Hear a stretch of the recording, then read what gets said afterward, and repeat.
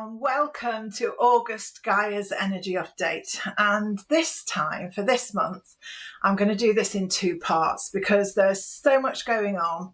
I think, well, I'm not sure we've got the concentration levels to go through the whole month, so for me personally I've decided to split this one up.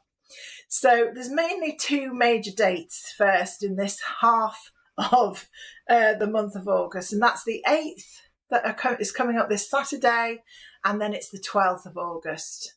So the first date is called the Lion's Gate, and I was fascinated to find out what the origins of this is. Why do we choose this particular date to believe our manifestation is at its highest?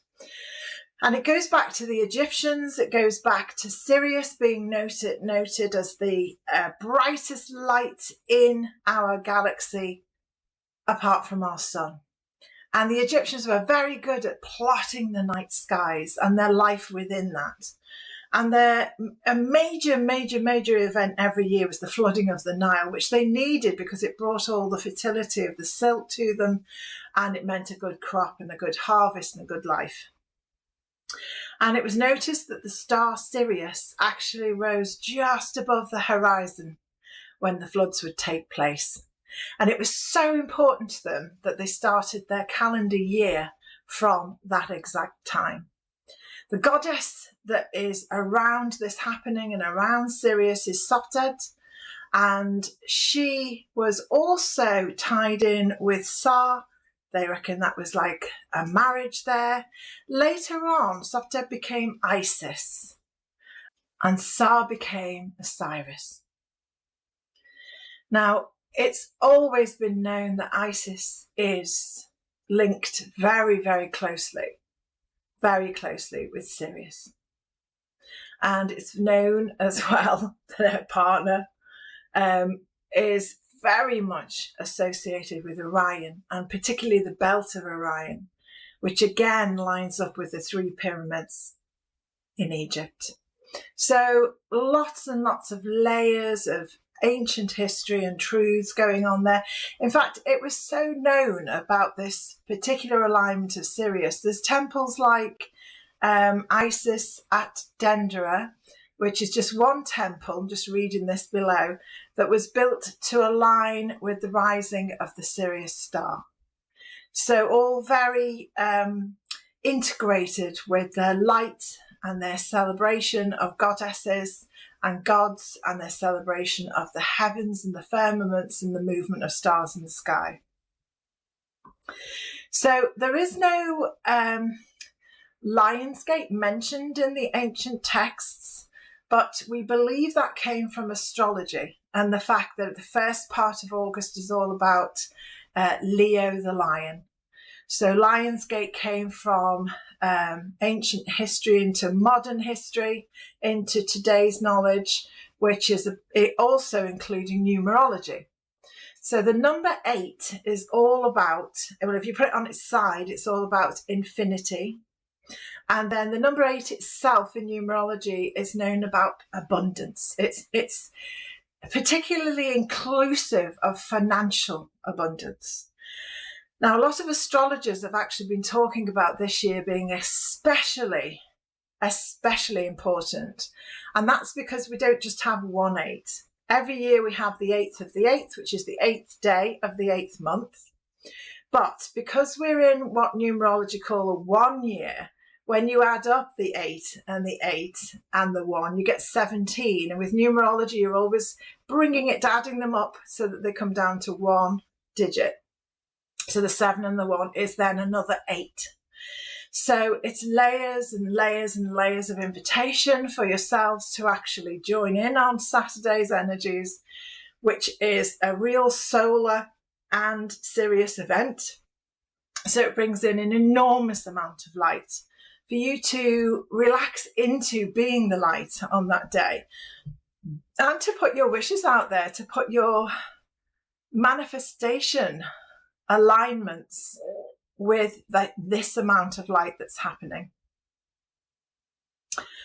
Okay, so what I'd really like to do is assist you in coming with me now in a guided meditation to make the most of this. Because, you know, some of you might be really new to this idea of Lion's Gate. What is that? And what's manifestation anyway? And what are we doing?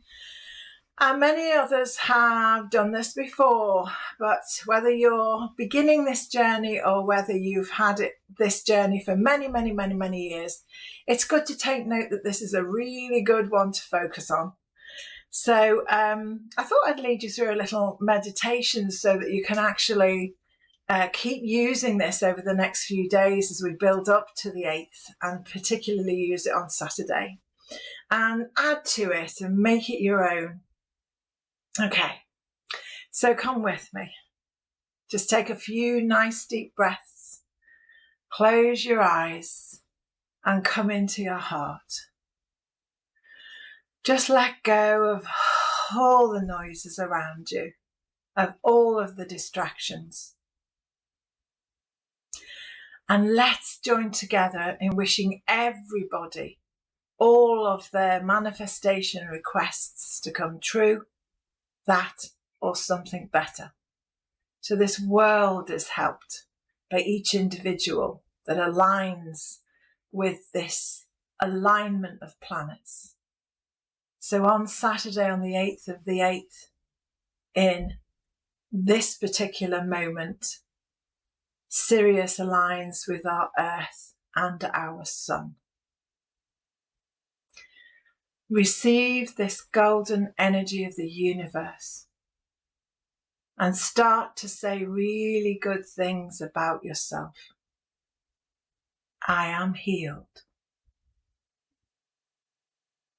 I am well.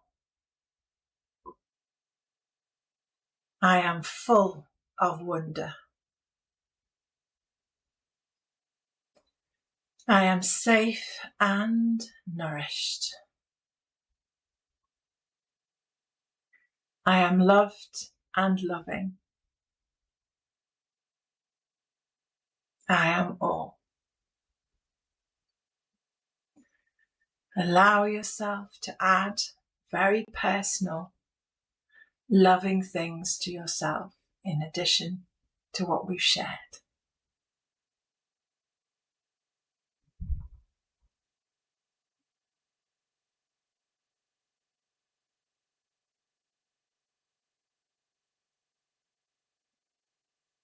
Add anything that feels like your truth, all positive, as the universe listens and supports this creativity that is being born within you.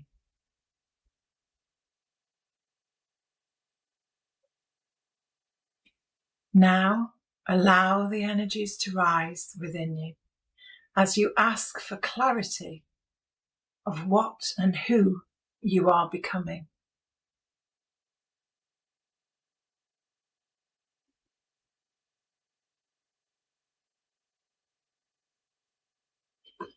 Whatever you're sensing first, accept that to be all that needs to be seen right now. And we say together, all that I am and ever will be will bring me my greatest version of my higher heart self. All that I am and ever will be can manifest with ease for a life of happiness, wellness, friendships deep and bold, and life adventures yet to unfold.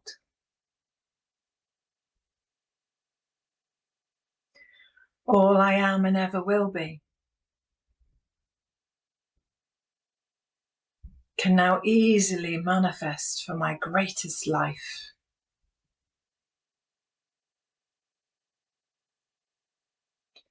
Full of enjoyment and replenishment. creativity, healing and life force renewed.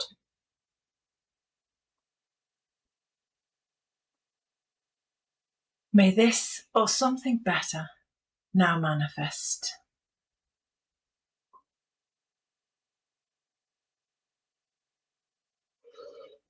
Okay, so you can join me in taking some nice deep breaths in and opening your eyes and coming fully back to this body at this time.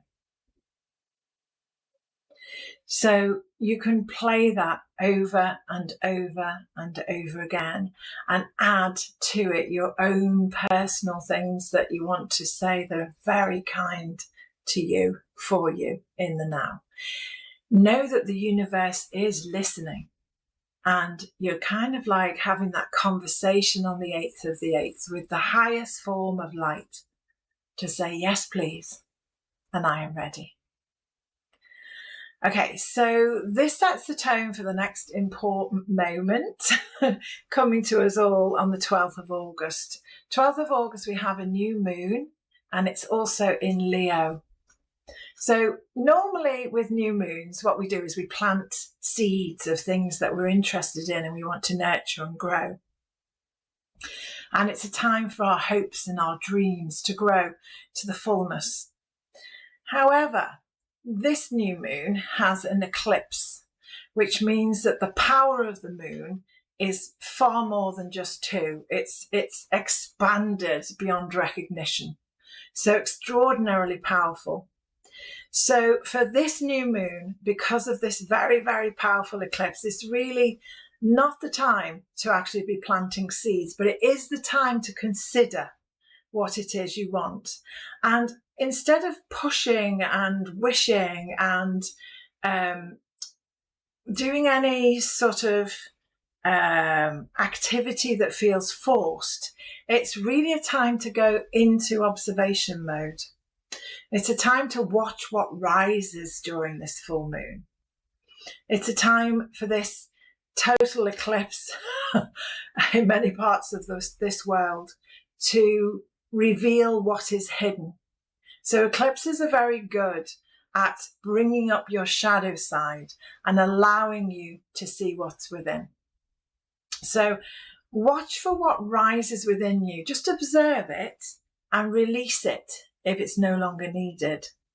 So literally just observe what's rising and release. It's really a time to be more of a witnesser and a watcher for yourself than it is to actually plant any seeds on this particular day.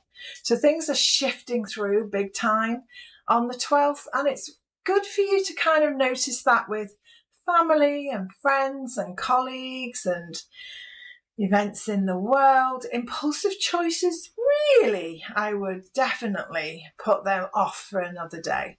So if you see people doing that sort of thing and getting a little bit emotional about it all, then you know why. And it's a time for you to just sit within your own observations and allow these intense energies to shift through anything that's been blocking your way from new starts. There's a lot of fire on that day with it being in Leo. And there's quite a lot of water as well. So emotions are going to be running quite high. So bear in mind not to take things too personally if somebody has a fiery out breath or a comment or anything else that's going on. So bear that in mind. Now, in addition to that, Gaia, so that's all the planetary cosmic stuff, but Gaia is actually asking you to self-nurture, to be very aware of the sounds that you're making, be very aware of the choice of words that you're making, make them as best for you as you possibly can. The most uplifting they possibly can. All right, my loves. So look out for another video, part 2, which will be coming out 22nd of the month, because we move from Leo into Virgo. So we move from, this fire into earthing all the things that have come up for you. Take a note of what's coming up right now. And then I'll go through advice from Gaia about what's happening for the rest of that month, which is another 2 major events. Okay, so the card for the first part of August is prosperity and the bee spirit. Remember this 8th of the 8th?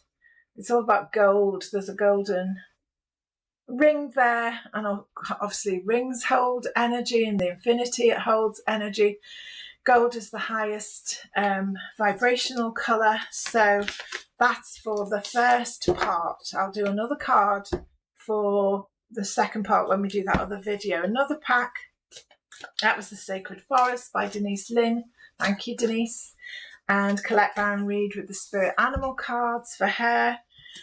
Okay, so it says see the big picture. So as you're putting this manifestation skills on the 8th of the 8th, just allow yourself to fit into that big picture. In other words, don't come from a small place, come from the biggest expanded state you possibly can. Now, I'm going to read some of these because I like to finish off with some good news. And these again are from Sam Bentley on Instagram, who I follow. He says, some of the good news in July is the humpback whales off the coast of Brazil in 2086 only numbered 2,000 because of all of the whaling that had been going on. And in 2026, it's now 35,000. So they're rebounding really, really, really well. Pakistan ended an 18% tax because 2 young women took it to court for the tax on sanitary items. And that's now been squashed. So that is fantastic. In Australia, numbats. I wasn't familiar with the word numbats or the animal. It's a striped marsupial and it's now off the endangered list. There were 300 in 1976 and today there are 3,000. And one last thing, wow, a small town west of Montreal, the first in Canada, have officially recognised trees to have legal rights as sentient beings. They have the right to life and regeneration. Okay, lots of love, everyone. Make the most of these next few weeks, and I'll see you again soon. Thanks for now.